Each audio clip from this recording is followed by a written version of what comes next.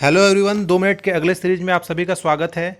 यहाँ पर हम 2 मिनट के माध्यम से कॉन्स्टिट्यूशन ऑफ इंडिया संविधान के इम्पॉर्टेंट प्रश्न को डील कर रहे हैं, जिसके माध्यम से हम पॉलिटी पे कॉन्सेप्ट बिल्डिंग करते चल रहे हैं। और मेरा टारगेट है कि मैं आपको 2021 प्रीलिम्स से पहले कम से कम 6000 प्रश्नों पे एमसीक्यू करवा दूं, और काफ़ी स्टैंडर्ड टाइप के, जिससे आप एग्ज़ाम में बैठेंगे तो बड़े आराम से, आपको तब दिक्कत नहीं होगी, बड़े आराम से आप उसके प्रश्नों को सॉल्व कर देंगे। तो चलिए देखते हैं आज का प्रश्न। आज का प्रश्न नंबर तीसरा है। ये बोल रहा है कि भारतीय राज्य एवं इसके क्षेत्र के संबंध में निम्नलिखित में से कौन सा कथन सही नहीं है। तो जो कथन सही नहीं है हमें उसको पकड़ना है।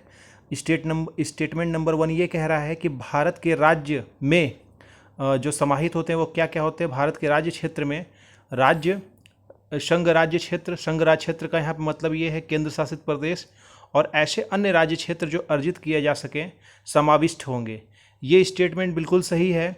जब आप आर्टिकल 1 पढ़ेंगे तो आर्टिकल 1 में ये पाएंगे कि भारत के राज्य क्षेत्र में 28 राज्य आते हैं, 9 केंद्र शासित प्रदेश आते हैं, और ऐसे क्षेत्र आते हैं जो अर्जित किए जा सकें। स्टेटमेंट नंबर 2 पे चलते हैं। यदि भारतीय संघ में एक नए राज्य का सृजन किया जाए तो संविधान की सूची 1 और 7 में संशोधन करना आवश्यक है। ये स्टेटमेंट गलत है। आपको सूची 1 में तो आवश्यक है संशोधन, लेकिन आपको सूची 7 यहाँ पे नहीं होगा, यहाँ पे आपको 4 होगा, तो ये गलत है। तो अब तीसरे स्टेटमेंट में चलते हैं। भारतीय संविधान में फेडरेशन शब्द का प्रयोग कहीं नहीं किया गया है। ये भी स्टेटमेंट आपका सही है।